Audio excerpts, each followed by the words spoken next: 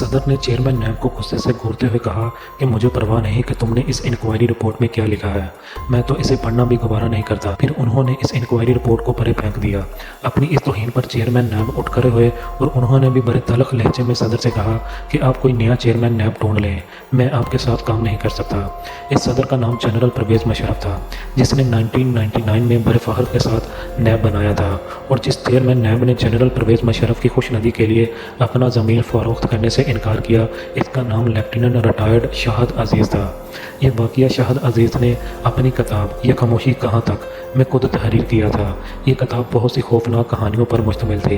पहले इस किताब को मार्केट से गायब किया गया, फिर ये किताब लिखने वाला भी लापता हो गया। शाहद अजीज़ ने इस किताब में लिखा कि जब भी वो कोर कमांडर लाहौर थे तो उन्होंने DHA में मुबैना बदअनवानियों की इंक्वायरी कराई थी। इस इंक्वायरी से जनरल परवेज़ मुशर्रफ खुश नहीं थे, लेकिन इन्हें अंदाज़ा था कि शाहद अजीज़ दबाव में नहीं आते, लिहाजा इन्हें नैब का सरबराह बना दिया गया। जिस इंक्वायरी रिपोर्ट पर जनरल परवेज़ मुशर्रफ बरहम हुए, ये पेट्रोलियम मसनूआत की कीमतों में इजाफे से मुतल्लक़ थी।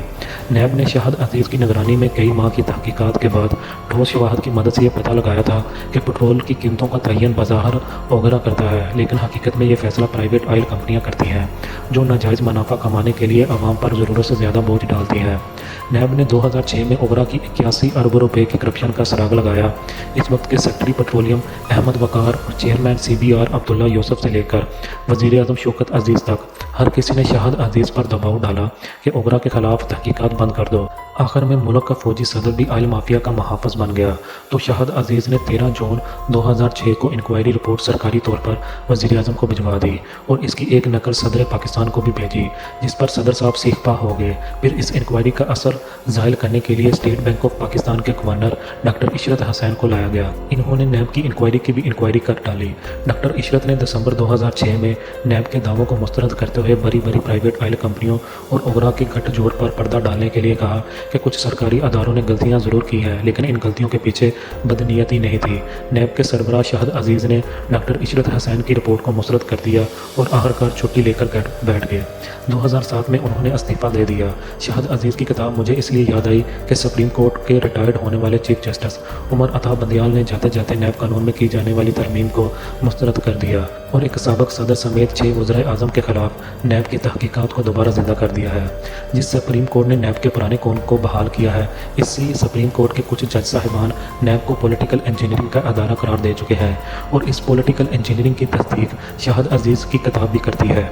जनरल मुशर्रफ ने यह अदारा करप्शन ख़त्म करने के लिए नहीं, बल्कि करप्ट अनासर के तहफ़्फ़ुज़ और सियासतदानों की वफादारियाँ तब्दील कराने के लिए काम किया था।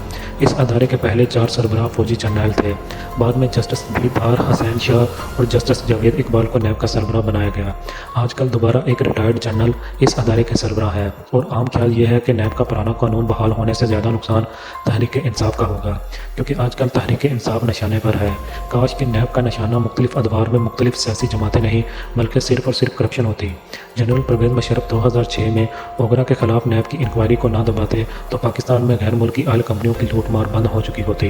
नैब हमेशा सियासतदानों और सिविल ब्यूरोक्रेट्स के पीछे जाता है। ये इतना बेबस अदारा है कि रिटायरमेंट के बाद सिविल अदारों की सरबराही करने वाले रिटायर्ड फौजी जनरलों का भी कुछ नहीं बिगाड़ सकता। ताज़ा तरीन मिसाल वापडा के साबिक chairman lieutenant general retired Muzammil Hussain की है। इन साहब को नवाज शरीफ ने 2016 में वापडा का चेयरमैन बनाया और फिर 2021 में इमरान खान ने इन्हें एक्सटेंशन दी। 2022 में तहरीक अदम इत्माद के दौरान पता चला कि ये साहब तो वापडा हाउस में बैठकर सियासी जोड़ तोड़ करते हैं। इनके खिलाफ नैब ने एक इंक्वायरी शुरू की और इस्तीफ़ा लेकर इंक्वायरी बंद कर दी। इससे पहले वापडा के एक और chairman lieutenant general retired Jahad Ali Akbar के खिलाफ भी नैब ने इंक्वायरी की थी।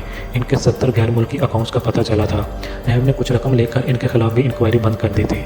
मार्च 2023 में जब नैब रावलपिंडी ने ISI के साबिक सरबराह लेफ्टिनेंट जनरल रिटायर्ड फैज़ हमीद के खिलाफ आमदनी से ज़ायद असासे रखने के इल्ज़ाम में एक इंक्वायरी शुरू की और चंद दिनों के अंदर अंदर ये इंक्वायरी भी बंद कर दी गई। एक रिटायर्ड मेजर जनरल ने खुद मुझे बताया कि फैज़ हमीद के गैर कानूनी असासों के मतलब दस्तावेजी सबूत उन्होंने अपनी आंखों से देखे, लेकिन पिछले एक साल में कोई इनका कुछ नहीं बिगाड़ सका।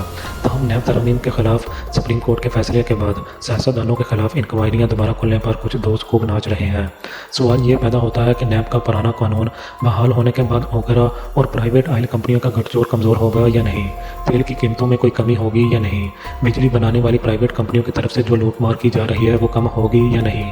पुराना कानून बहाल होने के बाद नैब के नए चेयरमैन का टारगेट करप्शन होगी या तहरीक इंसाफ। अगर तहरीक इंसाफ की हुकूमत ने करप्शन की है तो इस करप्शन को ज़रूर पकड़िए, लेकिन सब जानते हैं कि शुगर माफिया का तल्लक सिर्फ तहरीक इंसाफ से नहीं है। इस माफिया में सबसे बड़ी जमातें शामिल हैं। ऑयल, CNG, घी और प्राइवेट हाउसिंग स्कीमों के माफिया का तल्लक भी एक जमात से नहीं है, बल्कि इस माफिया के कारिंदे इंक्वायरियों से बचने के लिए सियासी वफादारियाँ तब्दील कर लेते हैं। पाकिस्तानी अवाम के मसाइल की असल वजह ना IMF है, ना आलमी मंडी, नैब, FIA, FPR समेत तमाम अदारे नाकाम हो चुके हैं। नैब के साबिक सरबराह शाहद अजीज़ चंद साल से लापता है। इस लापता शख्स ने अपनी किताब में दहाई देते हुए लिखा था कि हमारा निज़ाम करप्शन को फ़रोग़ देता है, इसे पालता है, इसमें सियासत पनपती है, इसे सियासतदानों की मजबूरी कहें या जमहूरियत की कीमत। जब मुल्क फना हो जाएगा तो न जमहूरियत रहेगी और ना ही सियासतदान। सब बड़े बड़े अपनी दौलत बटोर कर बाहर चले जाएंगे, सिर्फ एक भूखी कौम बाकी रह जाएगी अजाब सहने को।